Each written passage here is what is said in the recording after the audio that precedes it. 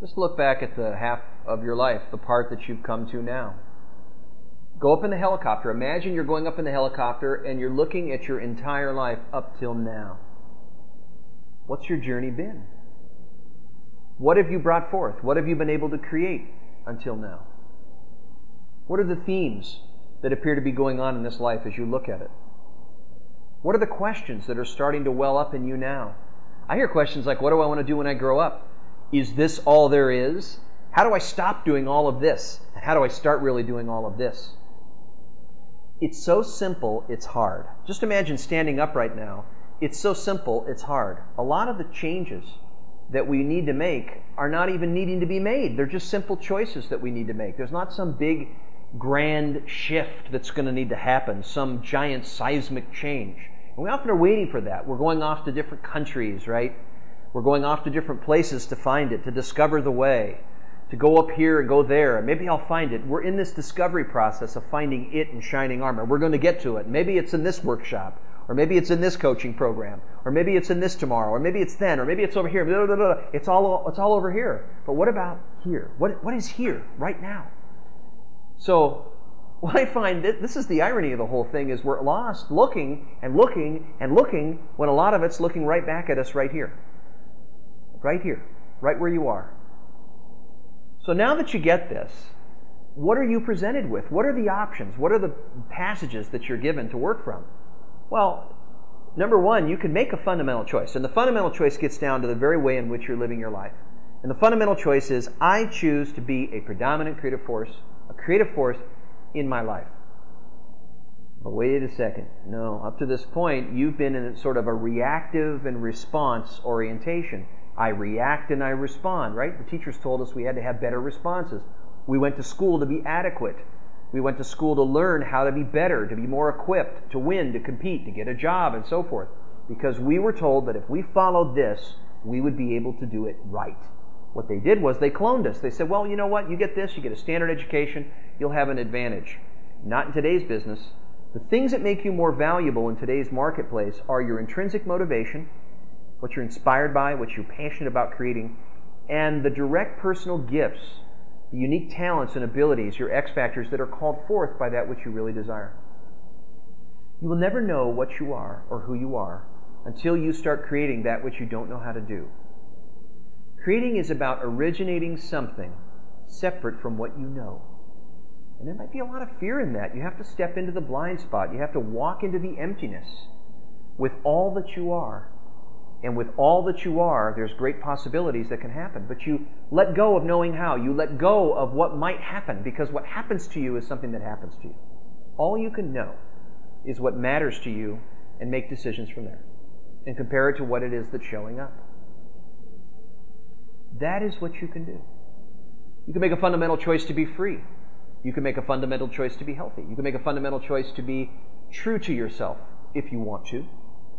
Fundamental, how you approach your life. If you do any coaching work, if you work with a coach, you're naturally invited to make that fundamental choice. I choose to be a predominant creative force in my life. Because the primal cause of your actions, the causal force of your actions, when you make that choice, is from that which matters to you, from which that which is something you want, that you love enough to see exist. It's not from what it is that's happening to you, because the circumstances are ones you don't want, or you can't tolerate the pain, or your suffering is too much, find a way to cope. There's going to be a lot of good days and bad days when you're creating, and you're going to make a lot of sacrifices. You've known this if you're a mature business owner. But creating offers you a pleasurable involvement. But when you're involved in creating your life at that level, you are so involved in all you're doing because you're moving toward what it is that you want to create and moving with what it is that's emerging in a way that signals to you what the future wants from you to make it into a reality. Everything the future needs is given to you in this moment. You lay down the path as you walk on it at the same time. That is what it's about. How do you learn? You learn from the future as it is emerging. And then you observe and observe what's really going on along the way. Nothing's permanent. You are learning by doing. You're learning by not knowing. You're learning by emptying out. And that's how you acquire new learning. You learn by creating. All entrepreneurs learn this way. All we're going to do is just accelerate it, right? When you work with coaches, you will accelerate that process to really learn by what matters to you. Not go to school and learn, not learn what someone else learned to fit their goals. Best practices is a myth. We're talking about learning toward that which you care about.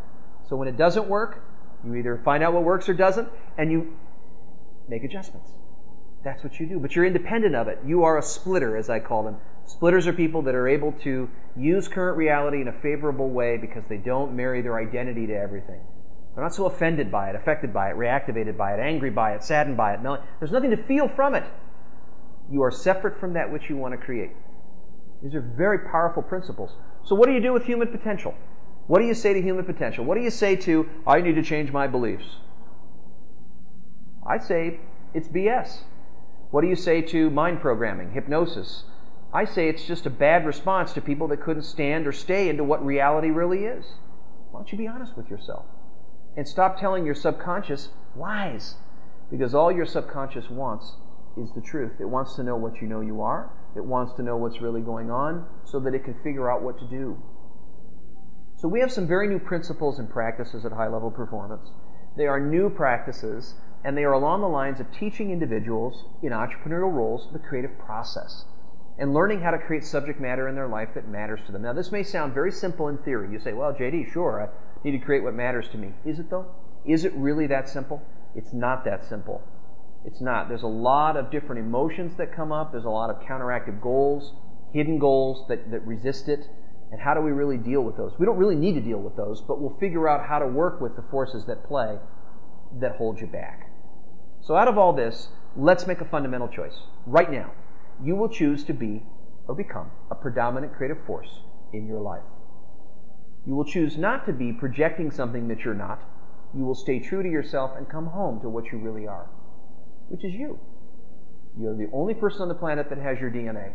You're the only one. But now it's time to create. You tell me, if you were to create the things that really matter to you, by the end of your life, you're going to look back and say, you know, I played all my music. I did all the things that really mattered.